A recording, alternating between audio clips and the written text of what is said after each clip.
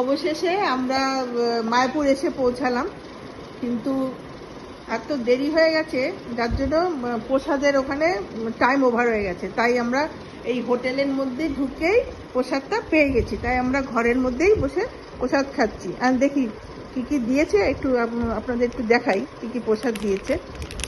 এটা হচ্ছে, দেখি কি কি আছে।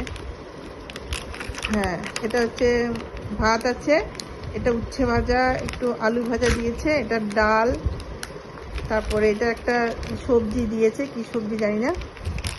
তারপরে আর কি দিয়েছে দেখি, খুলতে পারছিস নাকি? খোলা যাচ্ছে, আচ্ছা ঠিক আছে। তারপরে এটাও একটা কি সবজি দিয়েছে মশলা দেওয়া, আর এটা হচ্ছে এটা আলুর দমের মতন কি দিয়েছে, আর এটা হচ্ছে একটা এরকম মিষ্টি দিয়েছে, আর পায়েস দিয়েছে।